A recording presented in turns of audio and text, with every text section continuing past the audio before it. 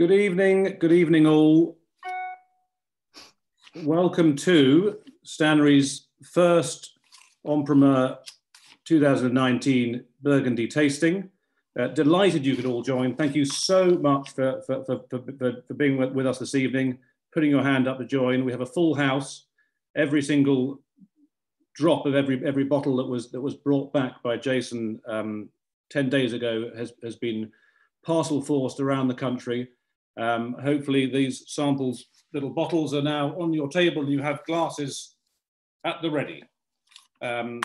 We are 2 minutes past the official start time, so I'll hand over to Jason, but just to give you a quick brief of how the evening will go, Jason will say a few words, and he's here to introduce two winemakers. We're joined by both Armand Heitz, wine number 1, and Charles Ballot, wine number 5 and 6. And we're also joined by wine critic Neil Martin, who will give a recap of the vintage and a focus on Meursault. So without further ado, I will hand over to Stannary founder, Burgundy buyer, Jason Haynes. Hear it all. Jason, good evening. Good evening, Tom. And good evening, everyone. Thank you very much for joining us. Hopefully, most of you would have caught our introduction to the vintage with Jasper, well, 10 days ago now. And this is the first in a series of village by village tastings, starting in Meursault and going all the way through to Genevrières just before Christmas. It promises to be, hopefully, a very eye-opening tasting and should give you a really nice feel for the vintage, both red and whites. We're delighted to have everyone with us today. This is the largest selection of superstars that we've had on a Zoom tasting. We've even got two cousins with us, so both Charles Ballot and Armand Heitz, you may not be surprised to know, being from Burgundy, are related. And there'll be a story about them and one of their vineyards a little bit later on.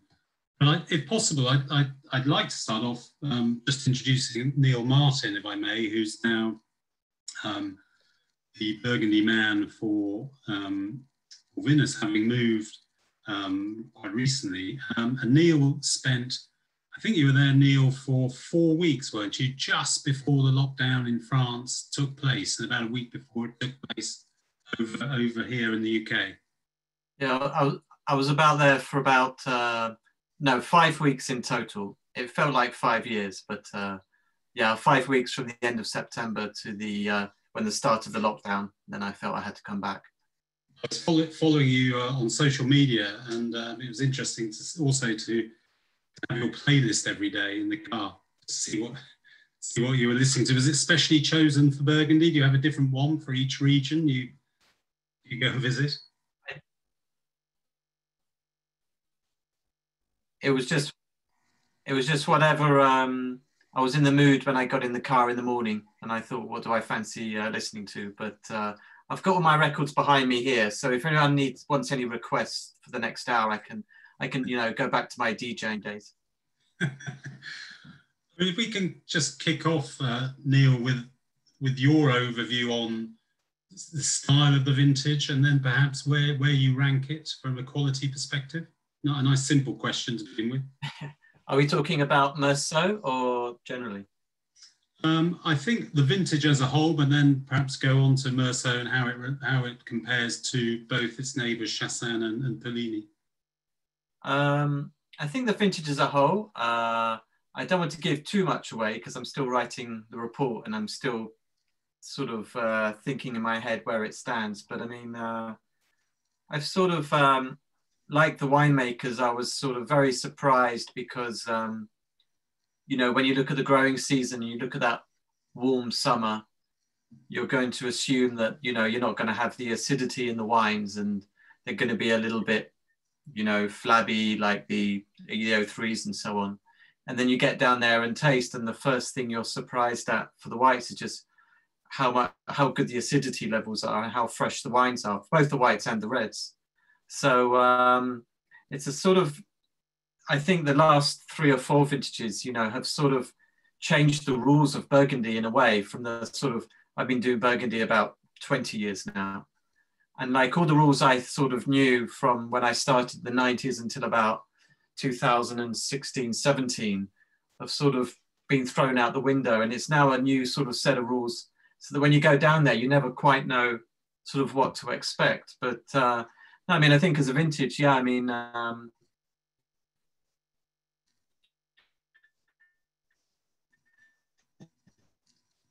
I just lost you for a moment there, Neil.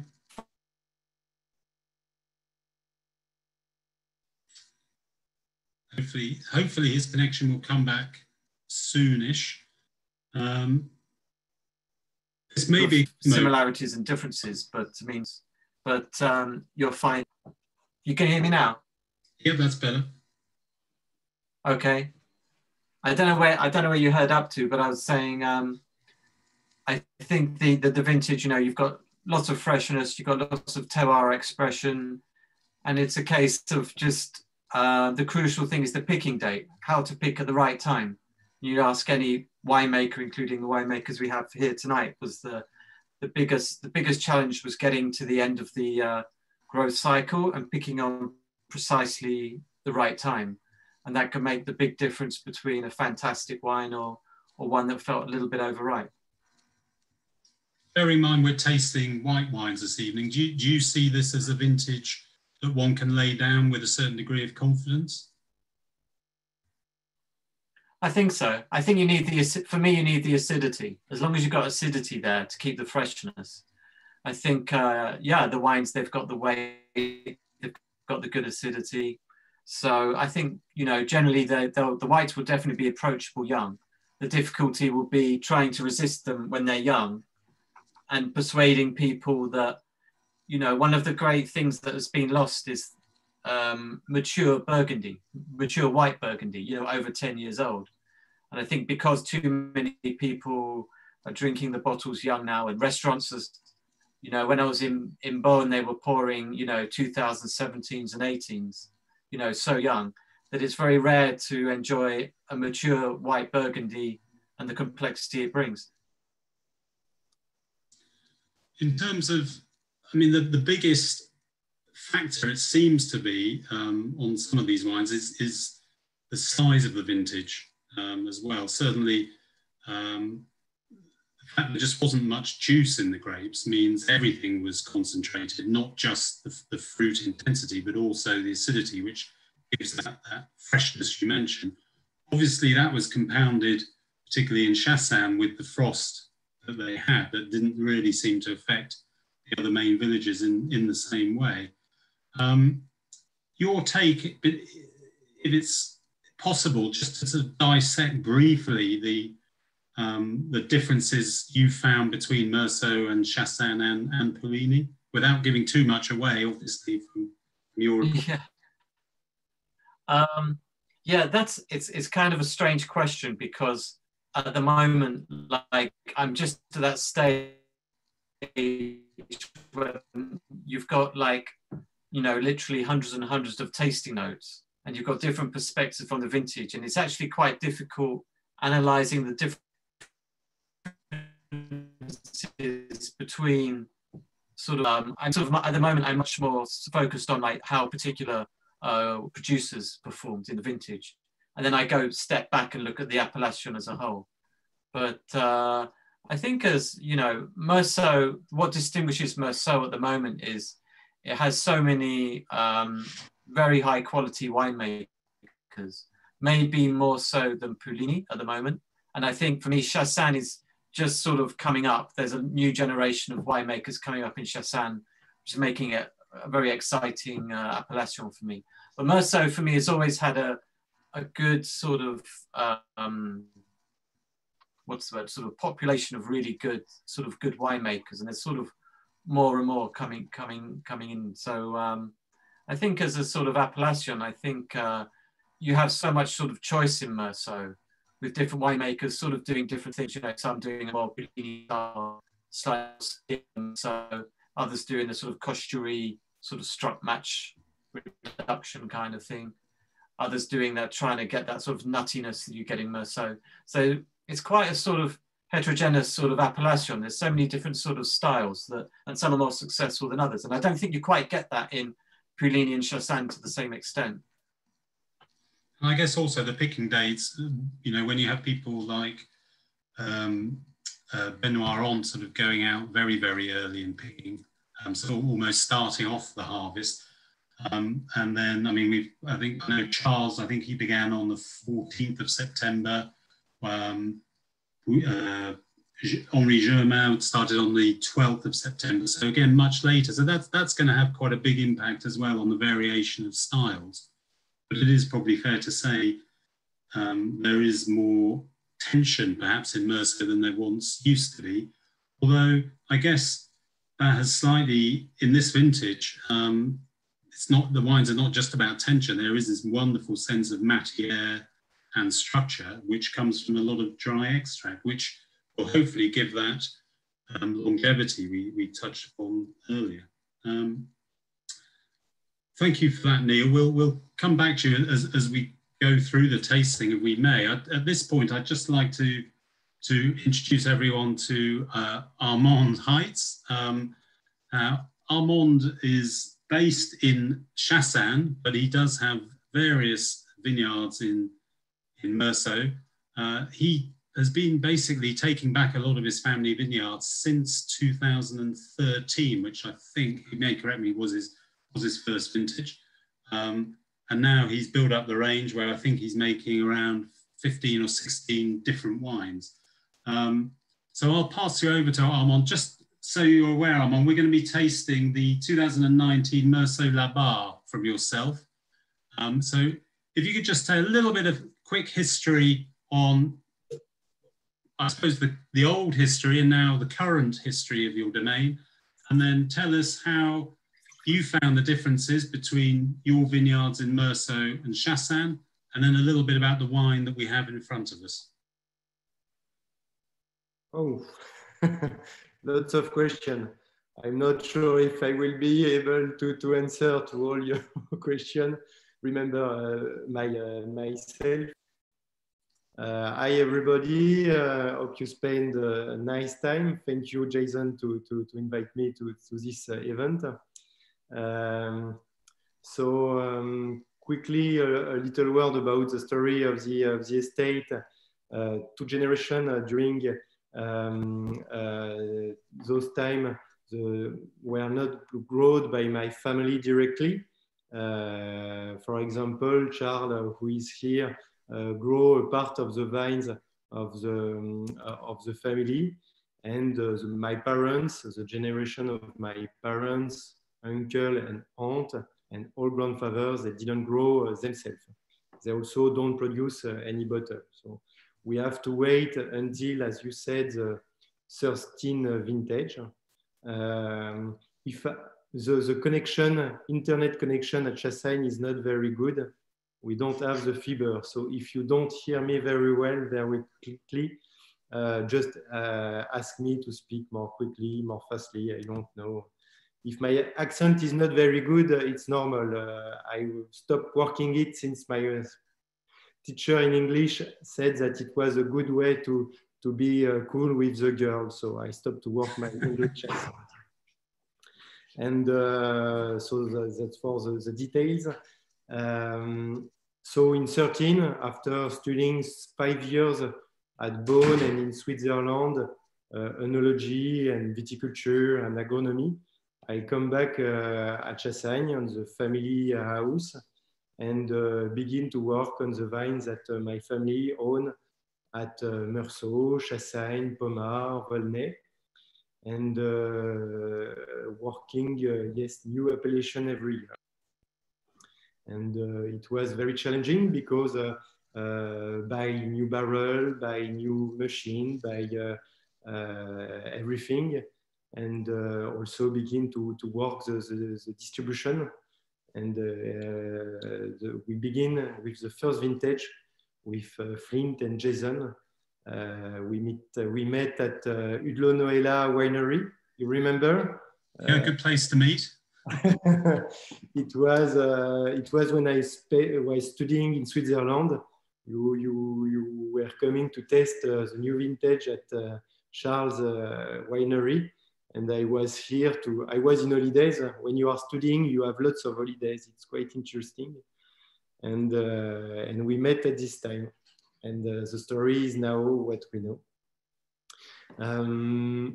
On the wine, so you are testing Meursault Barre.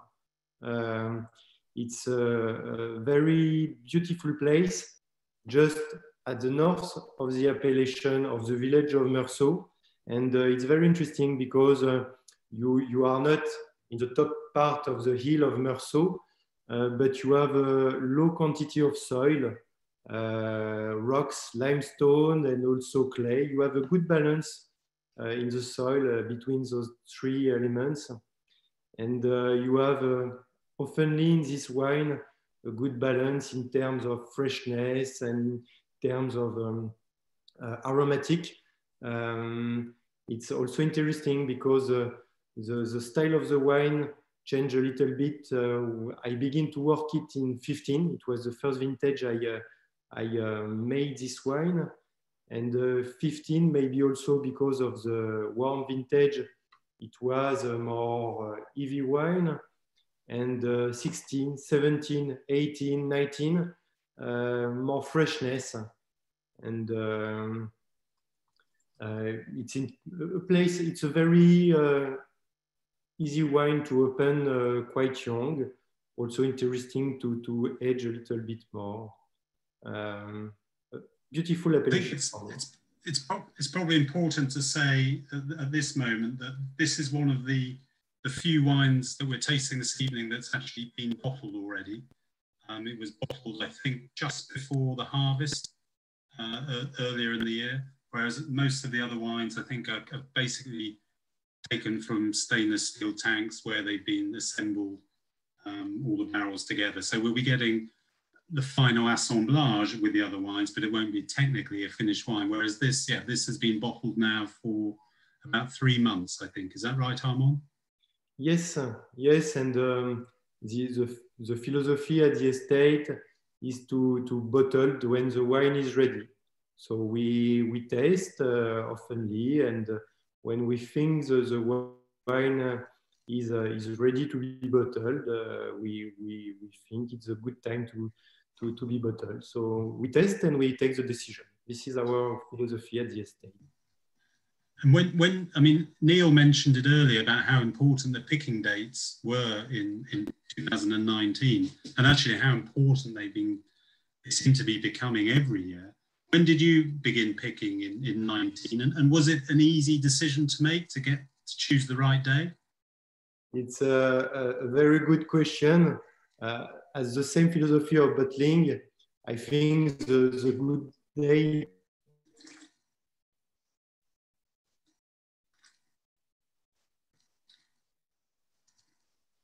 Huh?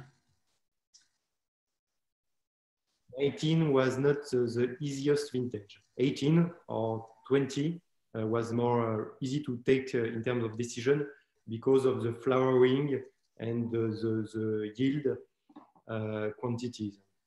19 was a little bit frost, and it was not for me. I don't have lots of experience in Burgundy, and yes, it was a challenging date to choose. So I don't remember exactly when we begin to pick. We often begin with Chevalier Montrachet. Each time Chevalier is the more ready to be picked. And after Meursault Perrière, and La Barre is oftenly ready to be picked quite soon after the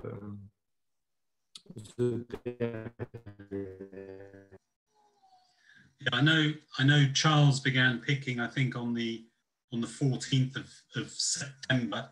So I'm guessing you may have been a day or two earlier than that.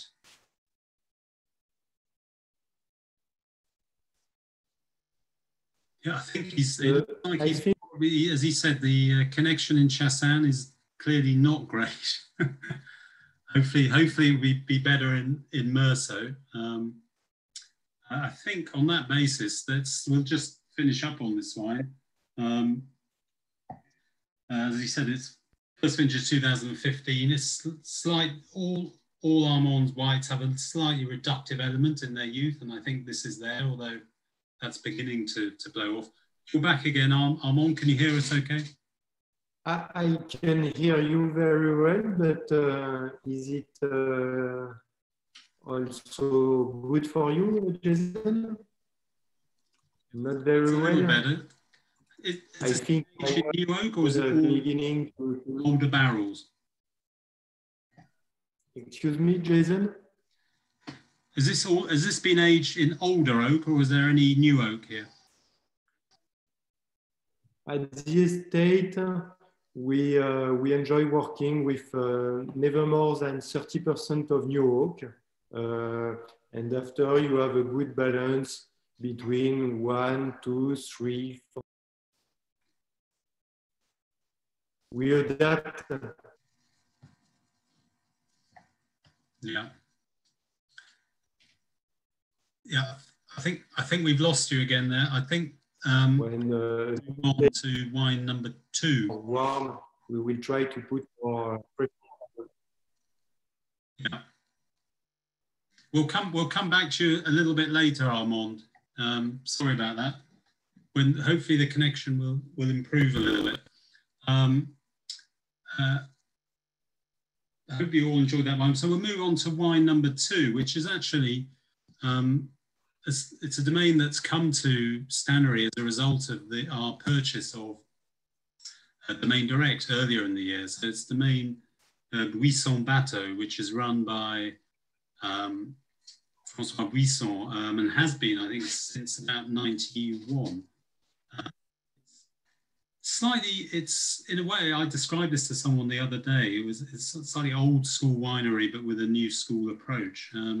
François is someone who likes to work quite a lot with the lees, the very fine lees. He gives the wine a little bit of extra élevage. This wine that we'll be tasting shortly, he won't bottle probably until March. It has been assembled, but it's now having about 4 or 5 months just to settle down. Yeah, he doesn't like to rush things. As a result of that extra lees contact, there's a wonderful sort of intensity and sense of dry extract, which has perhaps been exaggerated by the character of the 2009 vintage. He's not a big new oak fan. A little bit like Armand, he would be around sort of 20% new oak on a wine like this. Gouttes d'Or is, funnily enough, it's not an insignificant vineyard, and he's actually got about almost 1.4 hectares. But it's one I get to taste less often. Often taste will drink quite a lot of Charme or Perrier or Genevrières.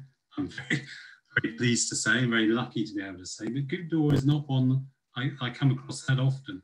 But it's right in the heart of Mersault. It lies next to Morgeot, and I think it has a really sort of interesting character. As I say, this is probably about 4 months off being bottled. François was a little surprised why we were so keen to look at the 2019s already. He said, well, I've got the 18s here that are all bottled and ready to go.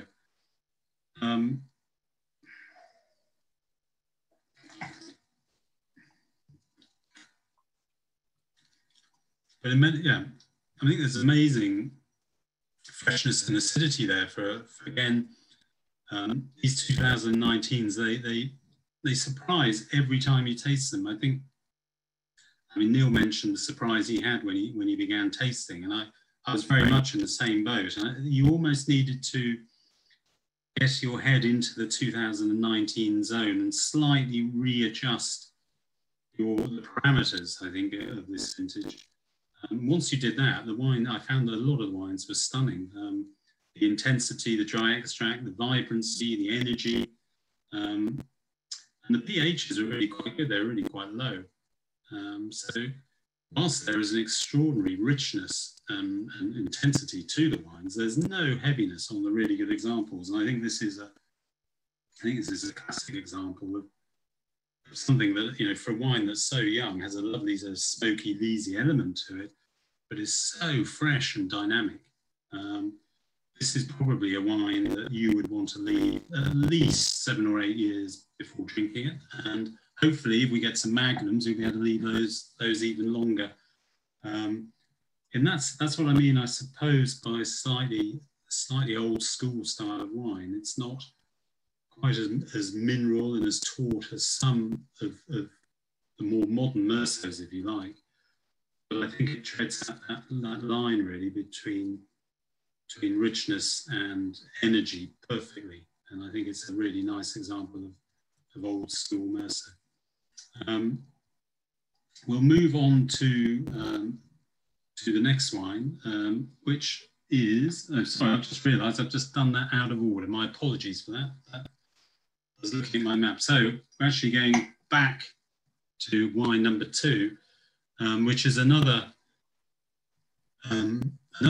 acquisition from Domaine, our purchase Domaine direct. So it's Domaine Henri Germain, who was was founded back in 1973, I think, and is now run by Jean-François Germain, who I'm sure both Charles and Armand will know well.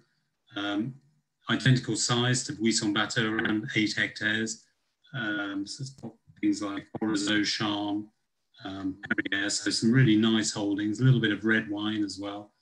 And we're going to be tasting the Charme today, which is one of his larger holdings, about 3/4 of a hectare, I think.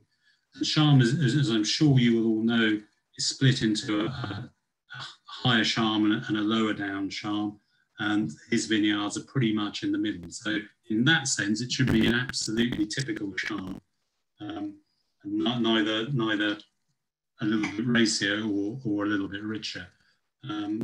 Again, he's not a big user of new oak, probably around 25%, something like that on this wine. The vines are a good age for Chardonnay, not really old, bit of a mix, but averaging around 30 years old. And again, pH level is really low, you know, which gives this lovely freshness. We're around, I think, 3.2 on this wine. And I think we can ask Charles and Armand later, but I think generally in this vintage we're looking at perhaps between 3.2 and 3.4. So that's good levels. He picked on the 12th of September, which is pretty standard date, I think. And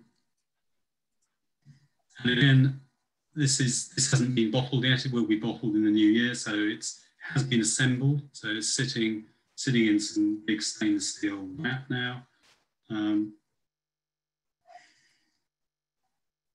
And just see what it looks like, really.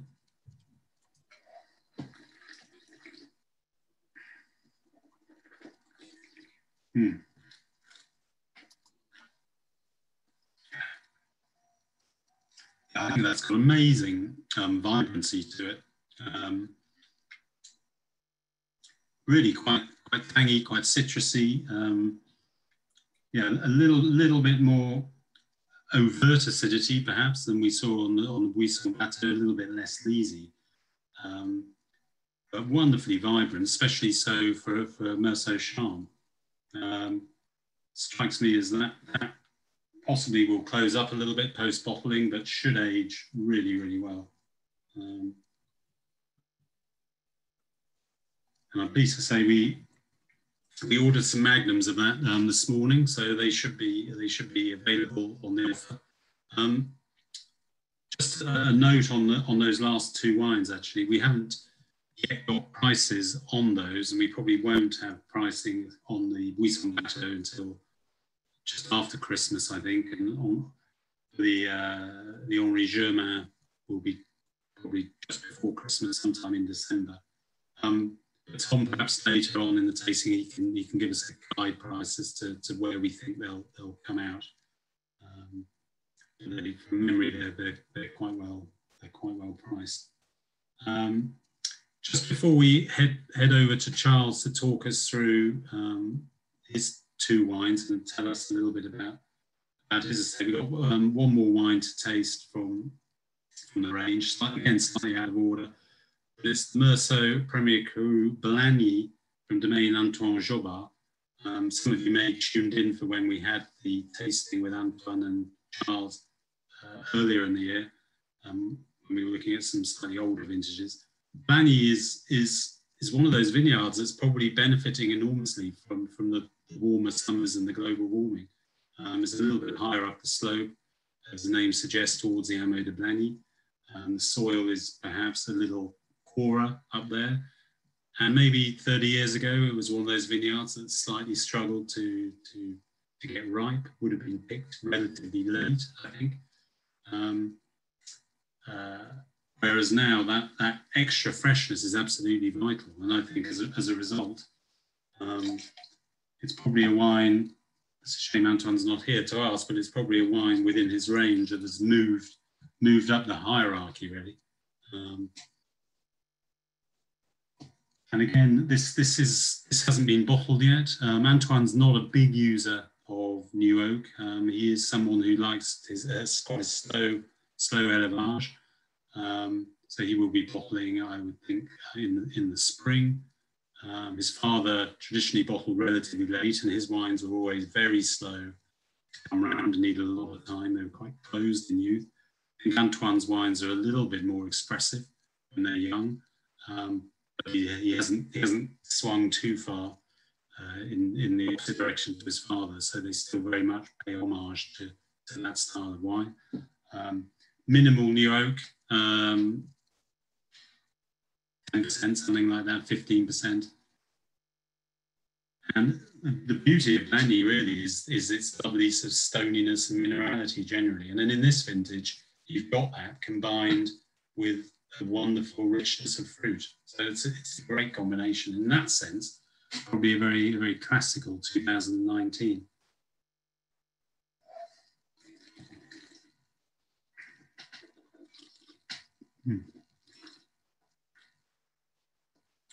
Yeah, not a finished wine, not about to be bottled, but pretty much there, I think. Again, really lovely vibrancy on the finish.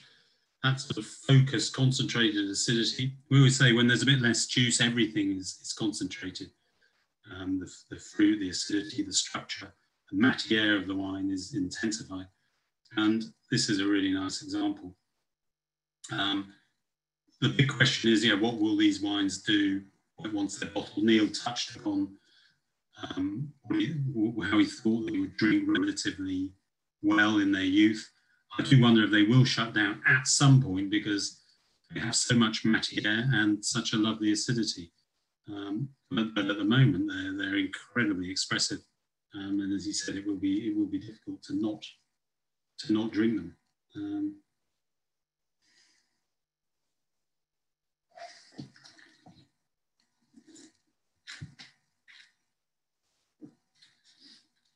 Yeah, really, really controlled. I don't actually know the exact alcohol level on this wine, but I would imagine it's well under control, probably around 14. There were certainly one or two wines that were a little higher than that.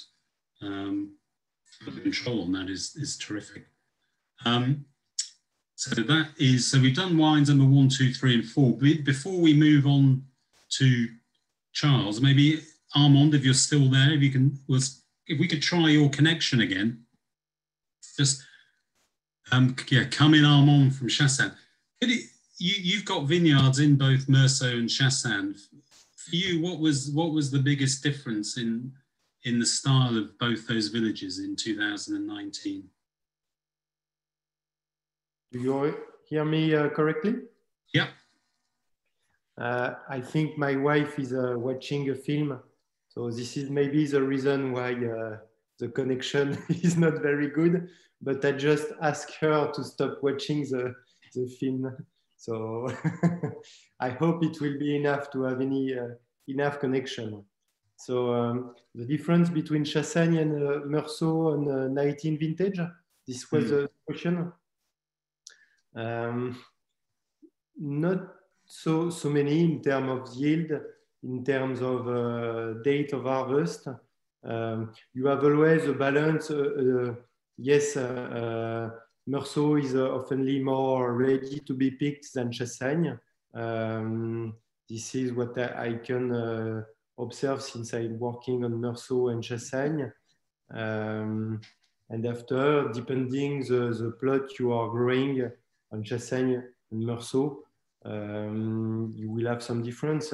For example, Tete de Clos is a place where the maturity can be very fast. And Maltroit, for example, is more slower. And after, it depends also the style of the wine you want to make. So it's not an easy question to answer, Jason. Difference between two Chardonnay village. The soil are a little bit different. Chassagne is maybe more on clay and maybe more water in the soil. And Meursault is maybe a little more famous to have more rocks and low quantities of soil. But after, it depends in function of the grape variety, the soil, the clones, the American part you choose. If the soil in Meursault is a little more free draining, was it less affected by the lack of rain in 2019? It depends of your viticulture. It depends how you work your vines. It depends if you have more older vines or young vines. It depends the number of grapes you have in your plot. 19 was yes, it could be very different, and even after 1 year, it's quite difficult to have a beautiful feedback from the producers, from the yield, global yield of the village. For example, at Chassagne, I'm the president of the appellation, and we try to have some average yield on the village. And it's very difficult to have, it could be very different from a plot to another, which is just after the pass. So this is what is charming in Burgundy. And obviously they had quite bad frost in Chassagne. Did Meursault escape most of that?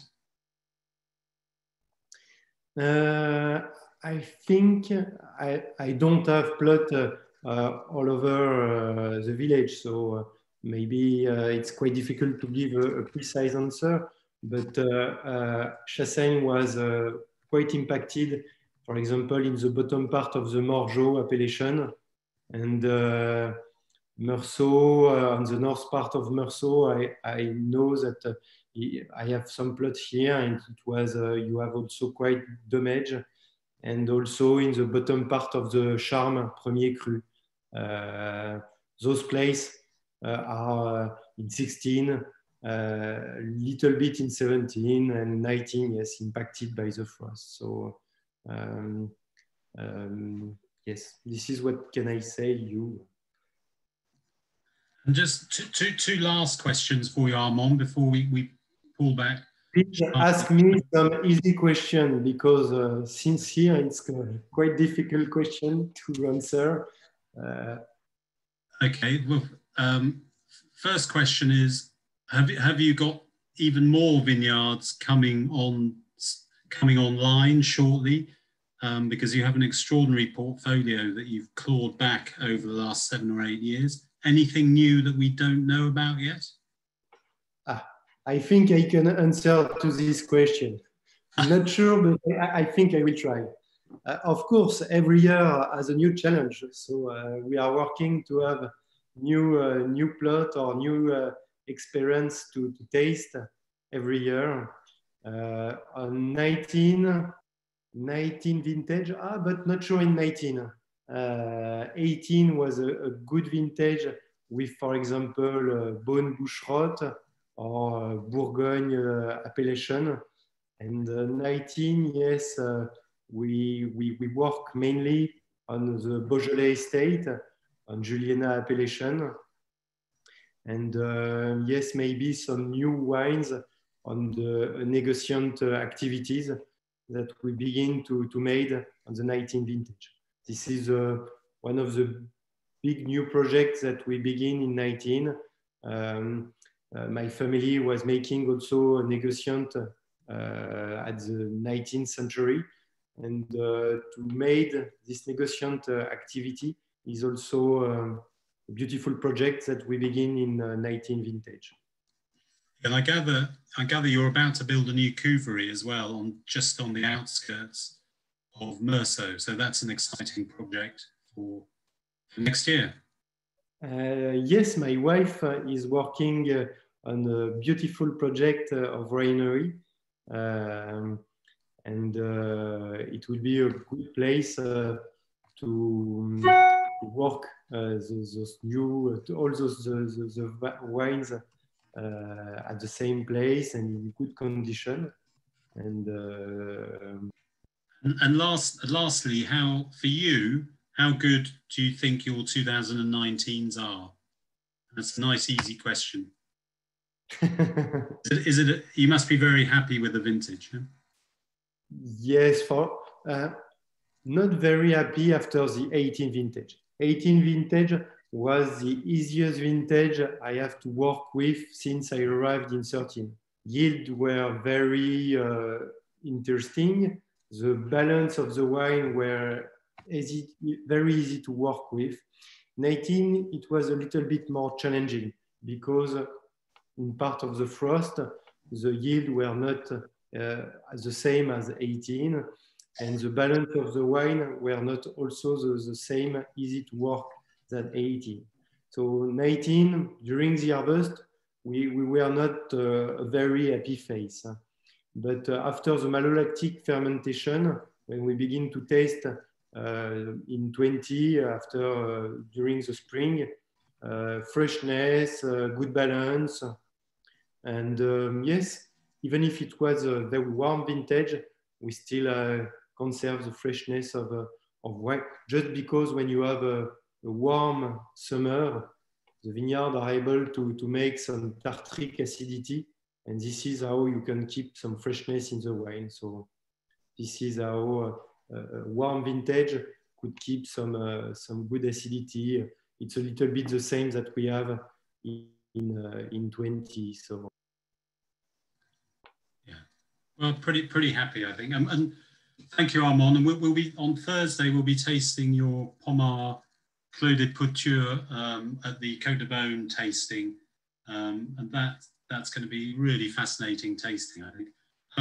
But it's time to go over to Armand's cousin, or distant cousin, Charles Ballot, who is a long-time friend of Flint Wines, and been working with Charles now for really pretty much since Flint started back in 2006. Charles, are you there? Yeah, I am. Just for those who don't know, just a very quick sort of history or information about the domain, and then we'll perhaps launch straight into the Meursault Genevrières 2019. Okay. So hello everybody. I'm very happy to be here for the second time on the Stannary channel. It's so the domain was built in 1630, something like that, from my father's side.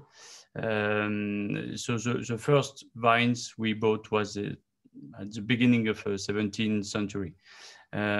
So we work mostly vines from Meursault, actually. We work 10 hectares, 80% in white and 20% in red in Pommard, Volnay and Beaune. So mostly white, with mostly Meursault, and a very good part in Chassagne, Chassagne Morgeot with a Tete de Clos and Grand Clos. It's almost 1 hectare in Chassagne Morgeot. So I start in the domain in 2000 after before I worked in New Zealand and in California.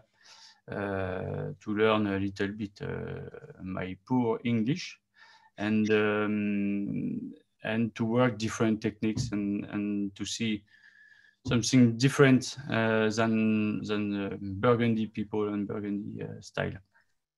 You were very young in 2000. Yeah, I was 20 years old. Yeah.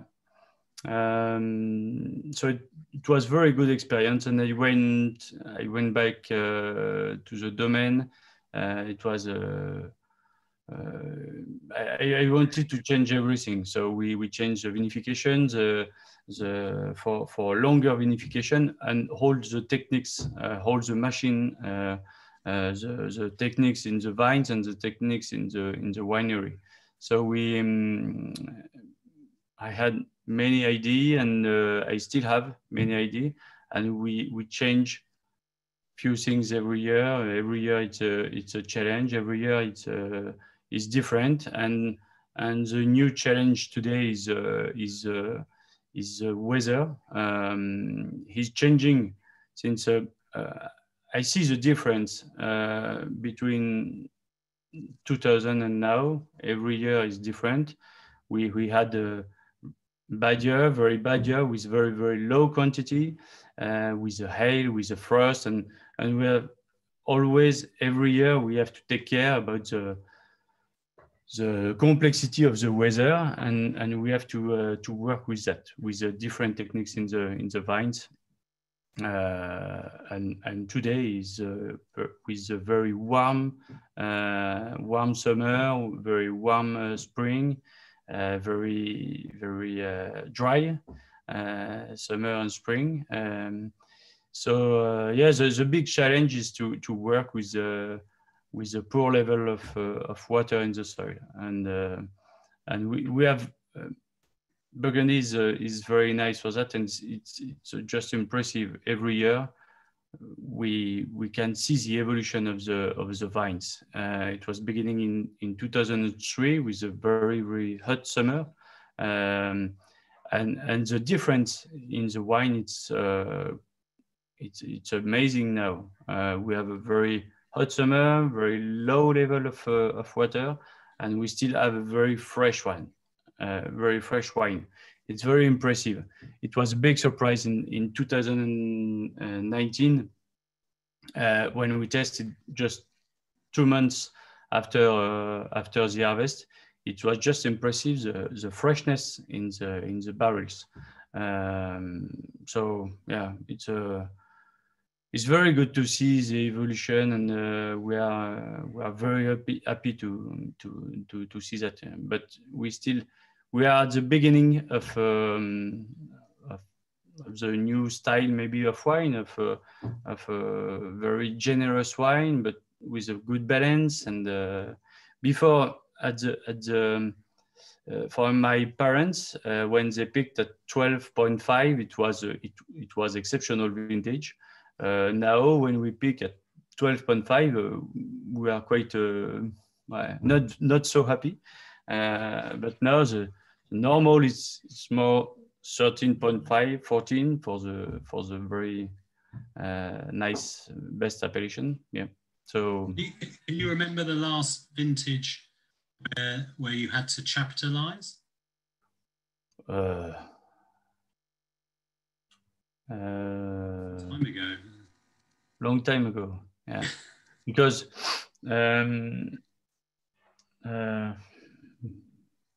long time ago.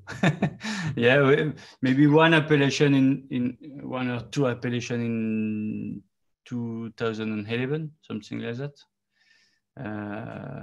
But it's very rare, and it's the same if I picked a red at 12.2, I will not chaptalize like we did before. So we try to find the good balance. It's the most complicated. It's a target.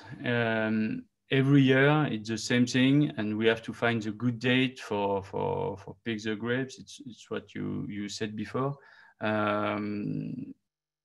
in the same times, it's very easy to decide the date, and it's very hard to decide it, because I just see the flower in the vines, and I will like everybody. We will count 90 to 100 days after the flower, and we will have the date for picking.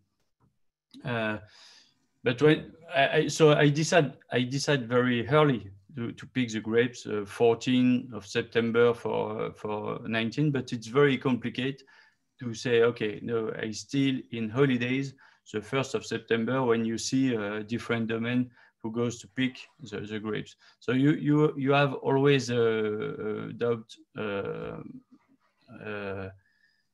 in your work, but you have to listen the vines. You have to see the terroir, the soil, the kind of grapes. So yeah, every domain is different. Nobody has a true or wrong, or I don't know, but it's just yeah, everybody do different and want to give a style. But I think the style is coming from the soil, and if we want the perfect balance, we have to understand the soil, the terroir, and yeah, it's a natural thing. It's a 90% of feeling, I think.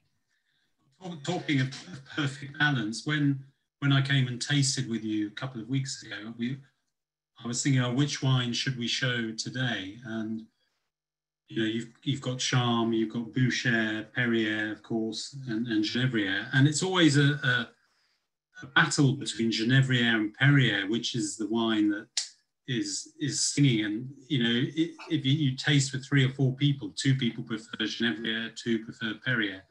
But certainly, I think you said that the malolactics finished a little bit earlier on the Genevrières, and as a result, maybe the wine had reached a sort of very happy resting place, if you like, a little bit sooner than the Perrier. So with that in mind, we thought this is a good idea to show the Genevrières today. And you must be delighted with how that Genevrières is tasting.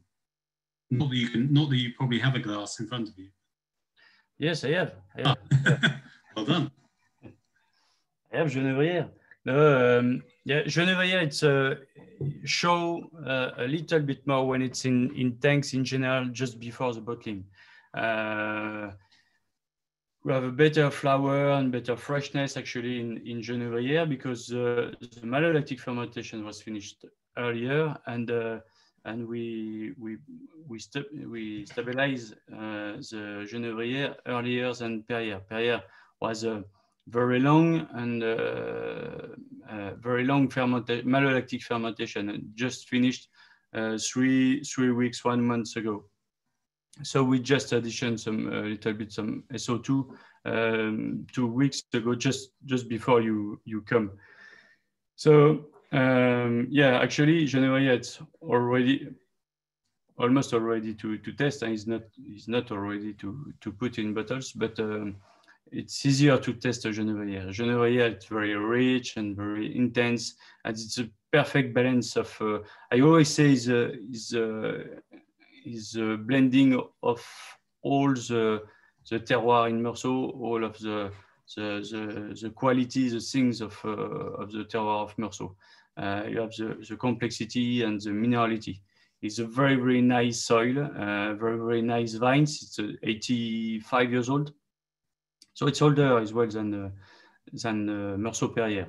Meursault Perrier, it's when we put in bottles, it's very fresh, very long, very intense.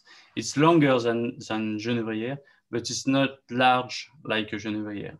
And for aging, it's always a battle between both. But it just, yeah, like you said, 2 people would prefer Genevrières and 2 other Perrier, but it's just a personal choice. But it's 2 different wine, 2 different styles. I guess the age of the vines being 80, 85 years old with deep roots, that would have helped find moisture in the soil and maybe cause less hydric stress in 2019 than perhaps some younger vines who would have struggled to find what water was in the soil? We have less stress in the older vines, of course. We saw that.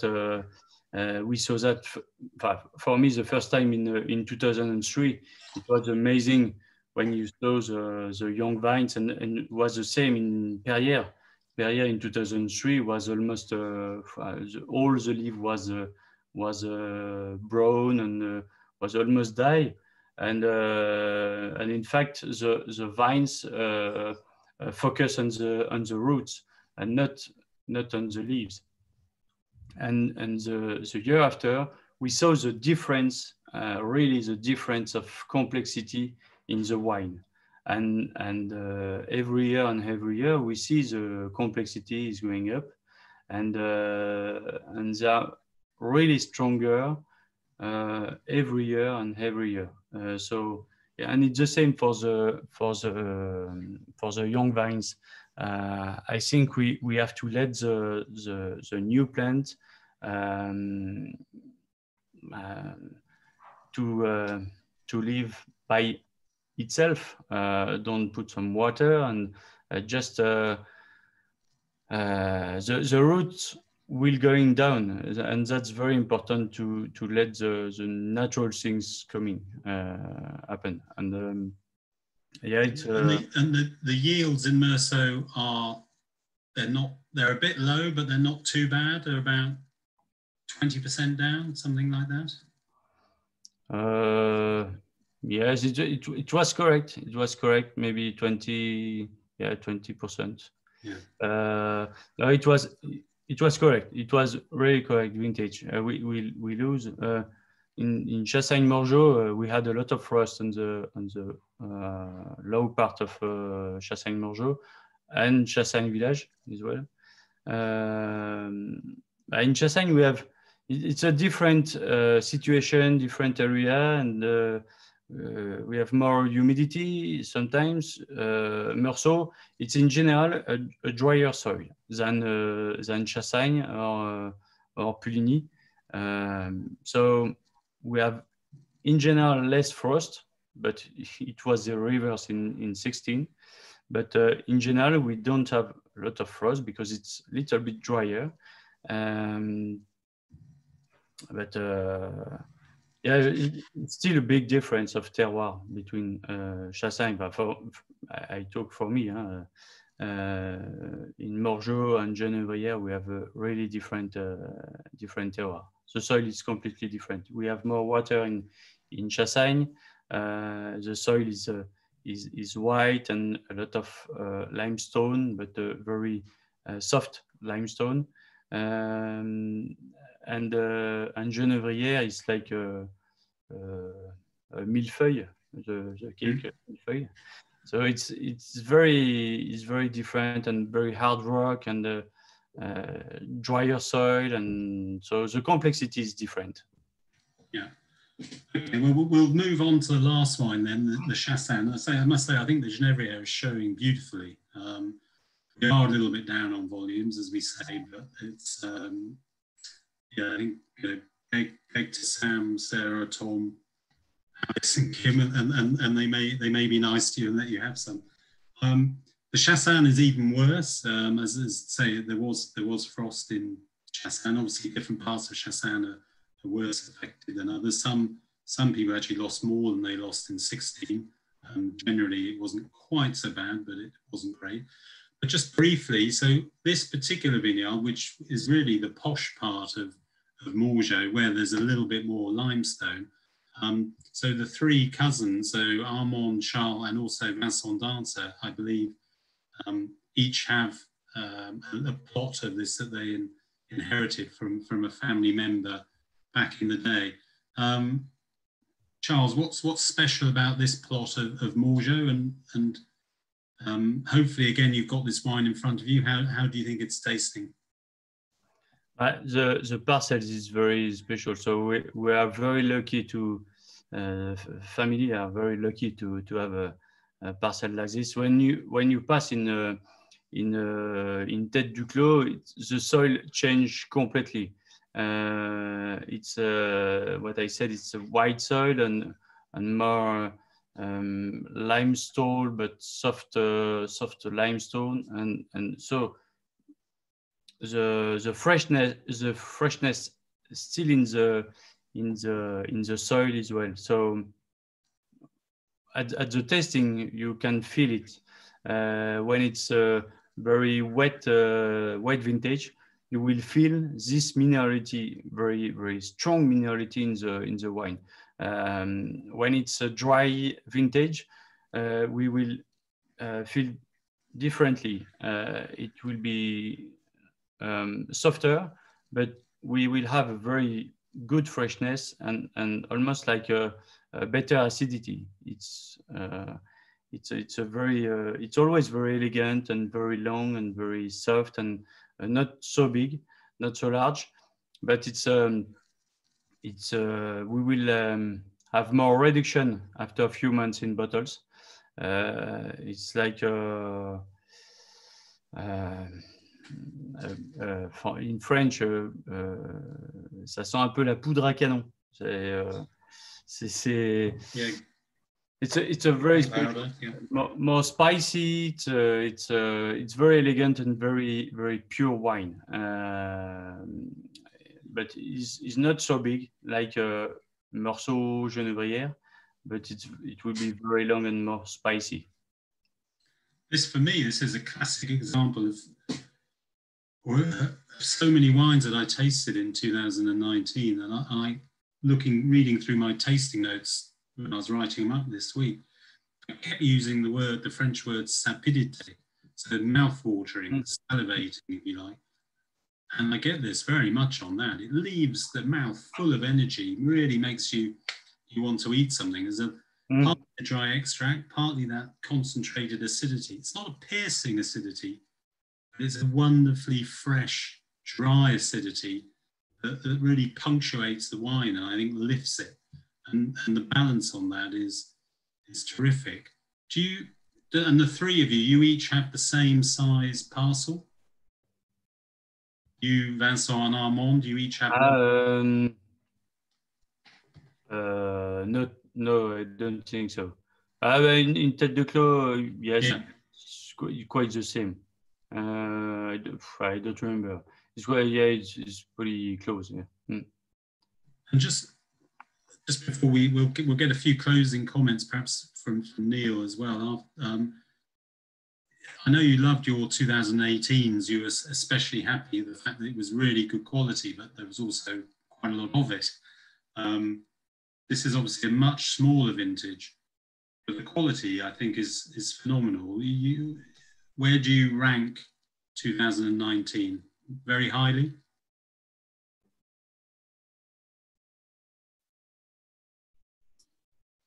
What's your opinion, Charles, of 2019 as... sorry. Yeah.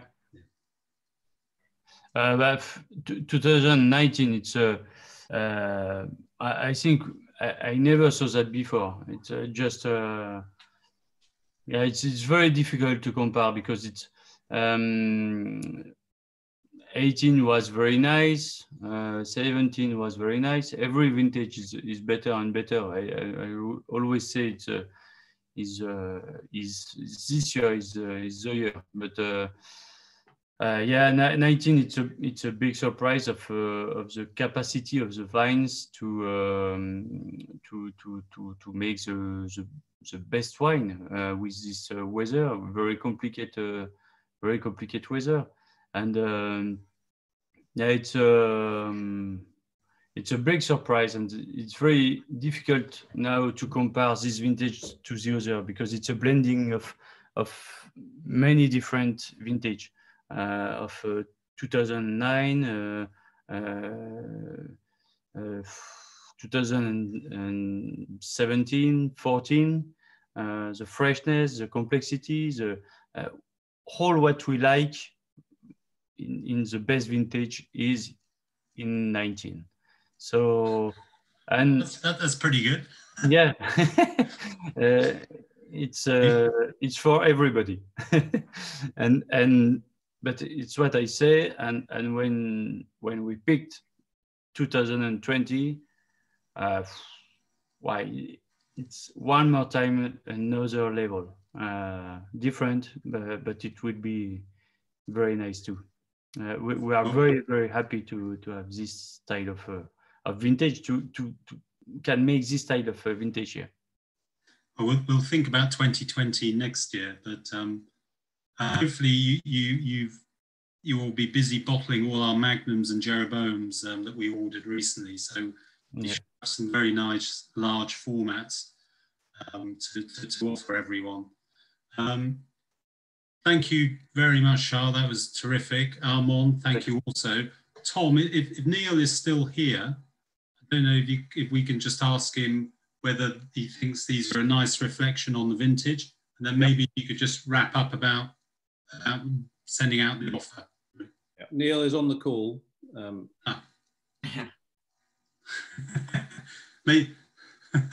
you hear me? Yeah. Yes, we can. Yeah.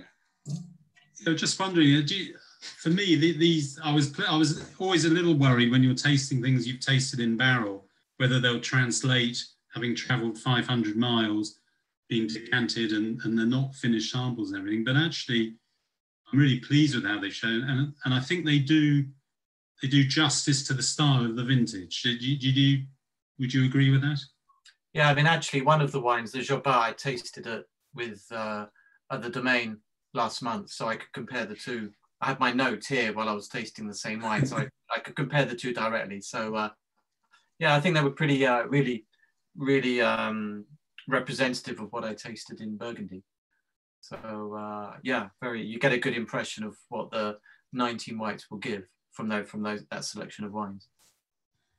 I mean, you know, Charles was trying to say there's a little bit of 9, bit of 14, bit of 17. I'm not sure you can really say it's like any vintage, because I mean, I've never tasted a vintage of this type where such intensity, quite rich, quite some alcohol there, but this unusually fresh vibrancy on the finish. Yeah, I think a lot of it is going to be the part that people always forget is going to be bottling is going to be really important. Like, how do you transfer all that into bottle, like 100%? You know, it's always going to be slightly less. So I think you know, the length of barrel maturation and this sort of skill in bottling, which is always the part of the process that is sort of forgotten about, but I think plays a huge part in, you know, when we go back and taste the same wines in bottle, and we sort of sometimes remember how fresh it was in barrel, but it doesn't quite translate into bottle. I think that's going to be the crucial thing. So, but I think, as you say, there's so much potential there. But a lot of these wines, there's still a little bit of way to go. So it's going to be fascinating to see how they'll perform after bottling. And I don't know about you, but I can't see them closing down. Maybe I'll be completely wrong about that, but there's so much energy in them that it's difficult to envisage them being closed. But we'll see. Yeah, I think the reds will probably close down. Maybe more, yeah. But I think, you know, having said that, I think they'll certainly have longevity. And just before we let you go, Neil, I'm sure everyone's looking forward to reading your notes. When are we going to have access to those? When will they be released? Well, I've sort of spent the last 3.5 weeks just tied to my computer writing them. I write all the notes while I'm there, so I'm basically editing them. And then I have to spend like a little while putting all the jokes in and all the stupid bits to make it interesting to read. So I'm sort of just going to that phase at the moment, but it's kind of strange because it's earlier than other years, because because of the early harvest, I could start tasting earlier. So I mean, I'll just finish it when I can, and I'll send it off, and then you know, we're probably looking at sort of, you know, usual time really to publish the notes. We probably, you don't think we'll see them just in time to read up between Christmas and New Year? I don't know. I mean, I'm just going to write them sort of, it's always better to write it as close to the tasting as you can. So as soon as I got back from Burgundy, I was straight to my computer, not just the tasting notes, but I mean, to give you an idea, just the interviews with the winemakers is at the moment 45,000 words. That's not the article, that's just me speaking to winemakers and asking them like what we talked about tonight. So, you know, and that information I think is very important because, you know, like these Zoom tastings, you want to know what lies behind the wines and what's the reasoning behind them and why do they taste the way they do. I mean, that's part of the fascination about Burgundy. So there's a lot of information to put in there that makes it 10 times more work than any other wine region, but it'll be worth it in the end. Well, just don't go to bed and make sure we'll read it over Christmas while we're sitting at home. But thank you, yeah, thank you so much for joining us. It was Thank you very much. Great to have your insight on that. And back to you, Tom. Well, thank you all. Thank you, Neil. Thank you, Armand and Charles and Jason. A really wonderful tasting, and it's an opportunity to try wines in the comfort of your living room. This idea was born of in the discussions of how can we not replicate, but how can we come up with a way for you all to taste the vintage. It's such an exciting vintage, and I think these 6 wines have shown quite how wonderful the wines of Meursault will be, and how it would be a crime not to have several of these in your cellars. And on that note, we will be offering out these wines this evening. Admittedly, 2 of the wines we haven't got a price, but I'll put a guide price. I'll send an email out to all. And hopefully you've all had a chance to look at the full offer of Charles's wines that went out 3 or 4 hours ago. We wanted to kick off the campaign with a cracking Domaine. Clearly those last 2 wines, absolutely stunning wines from Charles, showcase quite why we perceive him to be one of the great stars of the village. So we've kicked off the campaign with his wines, and this evening I'll send out prices for 4 of the 6. Thank you all for joining. I hope you've enjoyed it. I hope it's proved a useful exercise. The samples showed as good as we could possibly hope. So Jason, thank you for bringing them back. Thank you, Charles and Armand, for preparing them for us and for being on the call. Thank you all for coming along, and hope to see you in 1 or 2 more of these. We've got a series of these to come, and Neil, we might see you on one or 2 more. Possibly, yeah. Yeah, definitely. That's job. Thank you for joining, Neil. Thank you. And all have a lovely evening.